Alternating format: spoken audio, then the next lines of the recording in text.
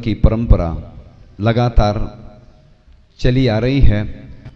उसी क्रम में धर्मनाथ तीर्थंकर तक धर्म का विच्छेद रहा और शांतिनाथ भगवान के काल से आज तक अनवरत रूप से वह जैन धर्म आज तक चल रहा है। उन्हीं की कृपा है। इसी कारण जब भी कोई विघ्न बाधा आती है तो हम सभी लोग शांति विधान करते हैं। कई तीर्थों में जब भी कोई समस्या आई तो आचार्य श्री ने यही बोला कि शांति विधान प्रारंभ करो, लगातार करते रहो।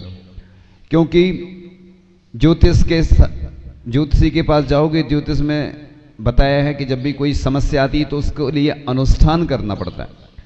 इसलिए जो अभिषेक नहीं करते हैं, पूजन नहीं करते हैं, उनके जीवन में ज़्यादा विघ्न बाधा आती हैं। लेकिन जो पूजन करते हैं तो वो टल जाती है। ऐसा नहीं सोचना कि हम अभिषेक नहीं करेंगे तो हमारा कुछ नहीं होने वाला है। देखो, जो भी जीवन में घटनाएं घटती हैं, ऐसा लिखा है कि कर्म फल तो देते हैं लेकिन द्रव्य क्षेत्र काल भाव के अनुसार फल देते हैं। अपन मंदिर में होंगे, किसी तीर्थ क्षेत्र पे होंगे तो वो कर्म छोटे रूप में निकल जाएगा। मान लो एक्सीडेंट होना है, ऐसा भी होता है कि जो बड़ा कर्म है वो छोटे रूप में फल देके निकल जाता है। इसलिए भरत चक्रवर्ती का उदाहरण आता है कि जब वो पूजन करते थे तो द्रव्य के पहाड़ बन जाते थे, है ना। ऐसे ही अभी दृश्य होना चाहिए। आदिनाथ भगवान का क्या है, बर्थडे है। तुम लोग बर्थडे बोलते ना, जन्मदिन। इंग्लिश में इसलिए बोलते हैं, आज के जो बच्चे ना वो इंग्लिश में समझते हैं। हम सब भाषा बोल देते हैं, इसलिए बोलते कि जिसको जो इस भाषा में समझ में आए। तो लोग, लौकिक व्यक्ति होता है ना, तो वो बुरा मान जाता है, उसको गिफ्ट नहीं देते हैं। भगवान तो अपने बुरा मानने वाले नहीं हैं। लेकिन भगवान को जहाँ जहाँ पूरे विश्व में जब आदिनाथ भगवान का जन्म कल्याणक महोत्सव मनाया जाएगा, अपन को एक श्रीफल जरूर चढ़ाना, उनको गिफ्ट देना है। और यहाँ भी है ना, 1008 लोग चढ़ाएंगे 1008 श्रीफल, नहीं तो एक व्यक्ति भी चढ़ा सकता है। ऐसी हमारी भावना है। हम लोग प्रेरणा देते हैं कि अभिषेक करो, शांति धारा करो, अच्छे कार्यों के लिए प्रेरणा दी जाती है। ऐसे ही श्रीफल भी चढ़ाना चाहिए और 1008 कलश से अभिषेक भी होगा। और दिव्य ऊर्जामयी प्रतिमाएं हैं, चतुर्थकालीन प्रतिमाएं हैं। सब आपको ऐसी प्रतिमाओं के दर्शन करके उनका गंधोदक ग्रहण करके अपना सौभाग्य जगता है। पद्म पुराण में उल्लेख आता है, सीता को भी जब विघ्न बाधा आती थी तो वह अभिषेक करने के लिए कहती थी। भरत चक्रवर्ती को भी जब कोई विघ्न बाधा आती, आज शांति धारा का प्रचलन वर्तमान में ज्यादा बढ़ गया, तो शांति धारा अभिषेक का ही रूप है। अभिषेक पहले करते हैं, फिर शांति धारा करते हैं। शांति धारा के निमित्त से विश्व कल्याण की भावना करते हैं कि जगत में जितने भी रोगी हैं, दुखी हैं, ये सब विघ्न बाधाएं नहीं हों। आपने पढ़ा होगा ना कि जब रोग आदि आए फिर शांति विधान किया, ऐसा वर्णन आता ना उसमें। तो ये देखो, कर्म तो किसी को नहीं छोड़ते हैं। पार्श्वनाथ भगवान आज उपसर्ग विजेता हैं। 10 भाव तक पहले उपसर्ग सहन करे उन्होंने, फिर उपसर्ग विजेता बन गए। आचार्य ऋषि ने भी बहुत सारे कष्टों को सहन किया। परम पूज्य आचार्य ऋषि अमरकंटक जा रहे थे और आचार्य ऋषि के जो पैर थे पुल जैसे थे, ऐसे नीचे से कोई मेंढक भी निकल जाए तो उसकी रक्षा हो जाती थी, मतलब जगह रहती थी इतनी, ऐसा। तो आचार्य ऋषि के पैर बहुत मुलायम थे। अब चलते चलते क्या होता है ना, घिस जाते हैं। घिस जाने के कारण उसमें से ब्लड यानी खून निकलने लगता, रक्त निकलने लगता है। तो उनके जो पैर थे वो घिस गए और घिसने से खून निकलने लगा, रक्त निकलने लगा और रक्त निकलने के साथ साथ उसमें कुछ छिद्र हो गए, छेद, उसमें कंकड़ फंस गए। अब आचार्य ऋषि चिकित्सा भी नहीं कराते थे उस समय, वो चलते भी जा रहे, उसमें पस पड़ गई। पस पड़ने से उनको कष्ट तो बहुत हो रहा था, लेकिन दुनिया के सर्वश्रेष्ठ साधक वह थे कि वो सहन करते रहते थे। लेकिन अब तो अति ही हो गई कि वो कंकर अपना सौभाग्य समझ रहे थे कि मुझे इनके चरणों को स्पर्श करने का ऐसा सौभाग्य प्राप्त हो रहा। कंकर तो अपना सौभाग्य समझ रहे थे, लेकिन उनको कष्ट हो रहा था।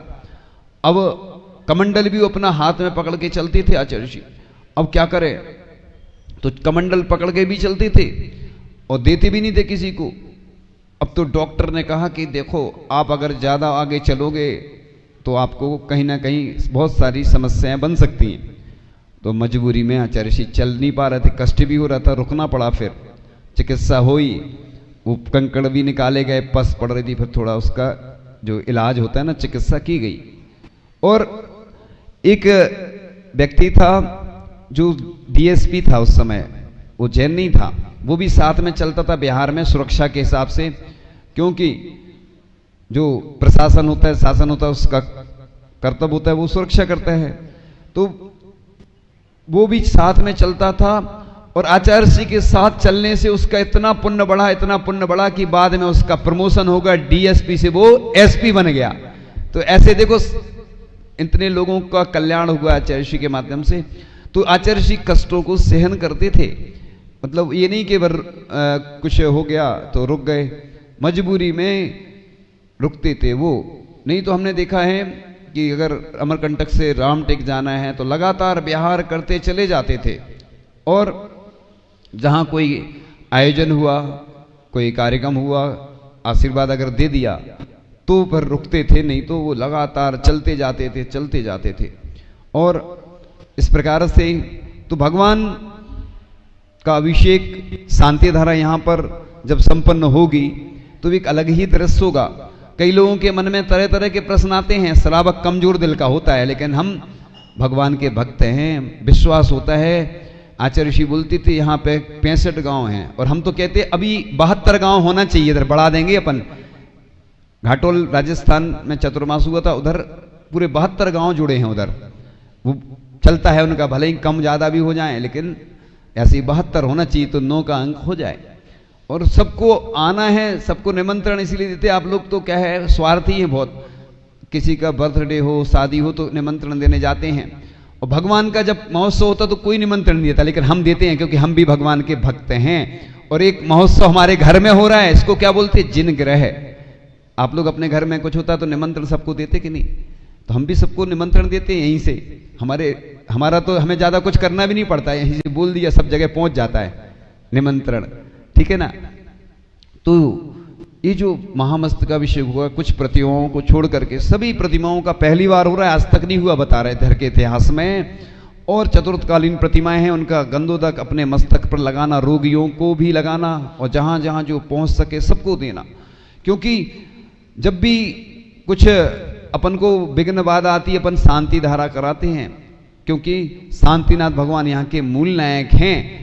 और शांतिनाथ भगवान तो मूल नायक है, उनके साथ साथ और भी प्रतिमाओं का, आदिनाथ भगवान का जो महोत्सव है बड़े अच्छे से मनाना चाहिए। लोग क्या करते हैं, महावीर जयंती तो अच्छे से मनाते हैं, आदिनाथ जयंती को हमने देखा है कुछ होता ही नहीं, क्योंकि महावीर भगवान का वो शुरू से चलता आ रहा है, वो भी वर्तमान शासन नायक हैं। लेकिन पंचकलनक जब होते हैं तो आदिनाथ भगवान को ही महत्व दिया जाता है, जो विधि नायक बनाए जाते हैं।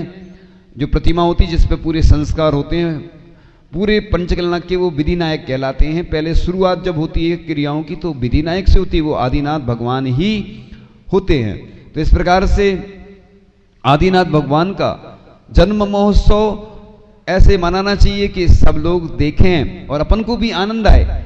लोग उदासीन जैसे हो जाते हैं, अरे तुम्हारे पास कुछ नहीं है, देखो सबसे सस्ता चावल होता है इसलिए भगवान को प्रतिदिन चढ़ाते हैं, श्रीफल तो इसलिए चढ़ाते हैं कि हमें मोक्ष फल की प्राप्ति हो।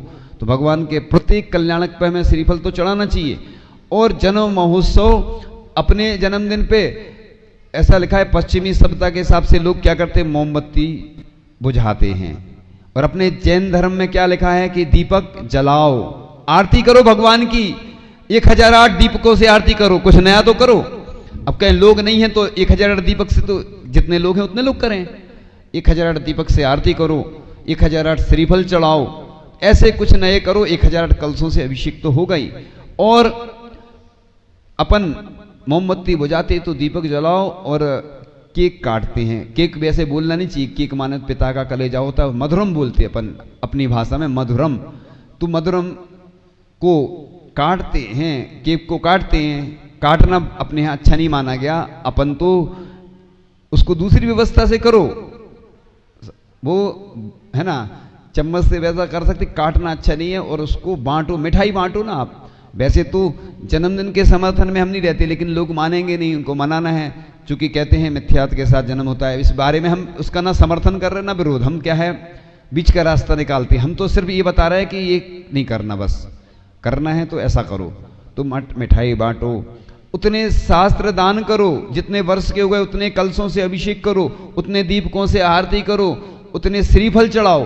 अच्छी मांगलिक क्रियाएं करने में कोई बाधा नहीं है, क्योंकि अपन जब भी 9 वर्ष मनाते, पहले लोग अपना कब से होता है 9 वर्ष? दीपावली से। जी वो तो विक्रम संवत जो होता है वो भारतीय संस्कृति के हिसाब से होता है, वो हमें मालूम है कौन सा संवत कब से होता है। अपन दीपावली से ही मानते हैं, महावीर भगवान का निर्वाण होता है ना उसके बाद।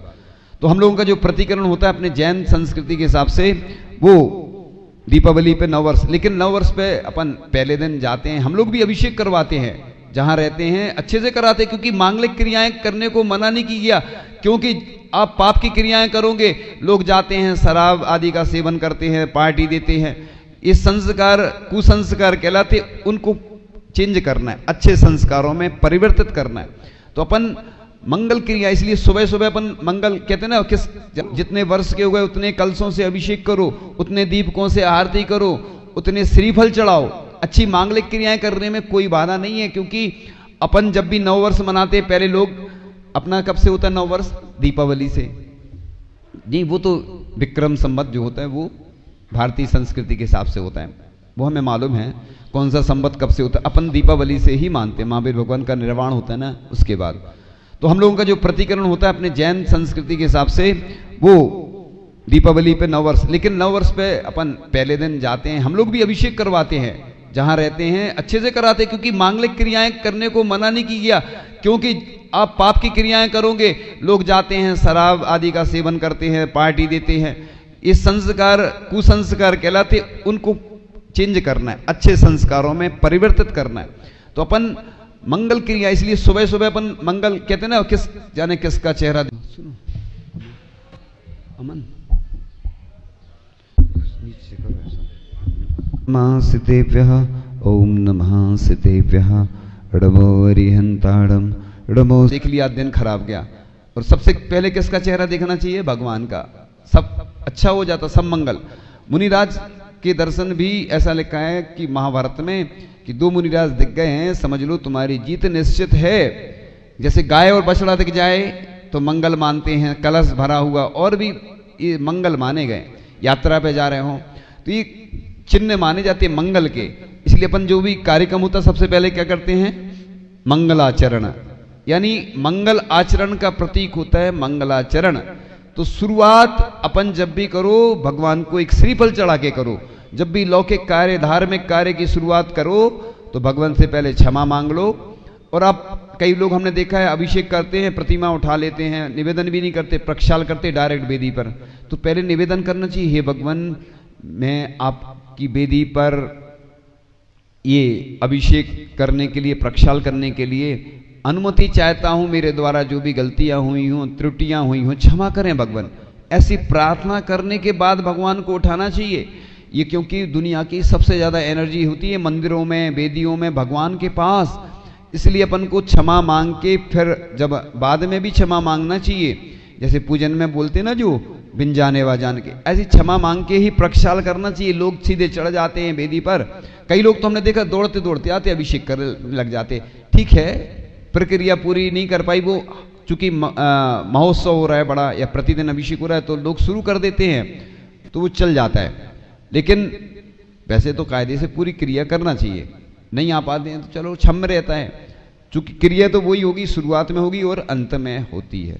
तो अपन को पहले भगवान से प्रार्थना करना चाहिए और पहुंचते ही साथ 9 बार नमोकार पढ़ना चाहिए। लोग क्या करते हैं, आते हैं सीधे अभिषेक किया और चले जाते, कुछ करते नहीं। निश्चय बोल के आना चाहिए, भूल जाते जल्दी में, हड़बड़ाहट में। अब तो टाइम मैनेजमेंट रखो ना। एक जगह लिखा था कि जो 24 घंटे होते ना, आप 1 घंटे का काम 1.25 घंटे में करो, 45 मिनट में, तो कितने मिनट बचेंगे? 15 मिनट। 24 घंटे में अगर 15 मिनट बचाएंगे अपन तो कितना हो गया? 6 घंटे बचेंगे। तो अपना दिन कितने घंटे का हो गया? 24 घंटे की जगह कितना हो गया? 30 घंटे का। यही बच्चों के लिए बोलते पढ़ाई करना है तो बच्चे क्या करते हैं ना, खेल रहे हैं, कूद रहे, मस्ती में निकाल देते, फिर परीक्षा आती तो घबराते हैं। सबसे ज़्यादा हार्ट की भी नापना परीक्षा के समय होती है। हमने भी महसूस की है वो। पहले हमें भी जब हमें बिहार करना होता ना 25-30 किलोमीटर, तो लगता है यार कैसे करेंगे, तो हम क्या करते, समय से निकल जाते हैं। इसमें वो आराम आराम से बैठते हुए निकल जाते। एक बार हम आचार्य की अगवानी करना थी हमें, तो हमने 18 किलोमीटर चलना था, तो हमने सोचा आज कहीं नहीं बैठेंगे। तो 18 किलोमीटर देवरी है पास में, वहाँ से लेके गौरझामर तक लगातार चले, कहीं नहीं बैठे। 18 किलोमीटर पे तो सूजन आ गई थी घुटनों में, तो रात भर नींद नहीं आई। तब से फिर थोड़ा थोड़ा बैठ के जाते। अब इसलिए बैठ के जाते, साधु की जिसमें श्रावक की क्षमता नहीं होती, लोग कहते महाराज जी आप तो जल्दी जल्दी चल रहे, हम चल ही नहीं पा रहे, आप धीरे धीरे चलो। अब भैया सफर में धूप तो होगी, जो चल सको तो चलो, यहाँ कोई किसी का साथ नहीं देता, तुम खुद संभल के चल सको। आदिनाथ भगवान को भी देखो आहार की प्राप्ति नहीं हुई 6 महीने तक। राजा श्रेयांश को स्वप्न आया, तब जाकर निमित्त ऐसा बना। वैराग्य भी नहीं हो रहा था, तो कहते नीलांजना के निमित्त से अब जो भी हुआ हो। तो ऐसे निमित्त कई बार काम कर जाते। तो बस कहते ना, पहले सफेद बाल हो जाते थे तो भगवान को वैराग हो गया। लोगों की आजकल सफेद बाल हो जाते, डाई करा लेते हैं लोग कि वैराग नहीं हो जाए, नहीं तो दीक्षा लेना पड़े। काले काले बालों को उखाड़ना पड़े, फिर दीक्षा के समय केस लॉन्च करना पड़े, इसलिए सफेद करा ले, सफेद से काले करा लेते कई लोग आजकल। सफेद और कौन कौन से आजकल तो बहुत सारे कलर होने लगे। पहले ब्लैक एंड व्हाइट का जमाना था, आजकल कलर्ड का आ गया। तो कोई सिल्वर के कराता, गोल्डन, और हम बता नहीं सकते ज्यादा। तो बस बात चल रही थी, क्या चल रही थी बात? नहीं वो नहीं, विधि साहब। तो वो व्यक्ति हमारे पास आया और हम कमरे में बैठे हुए थे, और हमें देखा दूर से कोई व्यक्ति आ रहा है, थोड़ा सा धुंधला धुंधला दिखता ना, दूर से समझ में तो आ जाता है। पास में आ गया, उसको प्लास्टर बंधा था। हमने कहा क्या हो गया तुम्हें? बोला महाराज जी हमारा एक्सीडेंट हो गया। हमने कहा तुम्हारी तो मृत्यु होना थी, लेकिन हमने तुम्हारे बारे में अच्छा सोचा था, तुम पुण्य से बच गए हो। ऐसा नहीं बोला हमने मृत्यु होना, मतलब हमारे शब्दों में बोला। देखो कोई को ऐसा बोलना अच्छा नहीं है, ये कुछ समझाने के हिसाब से ऐसा बोलना पड़ता, कड़वे प्रवचन कई बार। तो हमने, लेकिन तुम्हारा पुण्य था, अब आगे से तुम बच गए हो, तो बस अभिषेक करना, पूजन करना, आहार दान करना। देखो तुम्हारा पुण्य का उदय था कि साधु ने तुम्हारे बारे में अच्छा सोचा था, तो तुम्हारा एक्सीडेंट तो हो गया, लेकिन तुम बच गए हो। तो बस सोचना कि आगे का जीवन है, हमें अच्छे कार्यों में लगाना है। इस क्षेत्र पर जहां सबसे ज्यादा एनर्जी है, और आचार्य ऋषि का सबसे प्रिय क्षेत्र, सबसे ज्यादा लगभग चतुर्मास कुंडलपुर के बाद यहाँ हुए, और भी जगह हुए होंगे। रामटेक में अभी क्या होता ना, पूरा लगाना पड़ेगा, काउंटिंग करनी पड़ती बोलने में।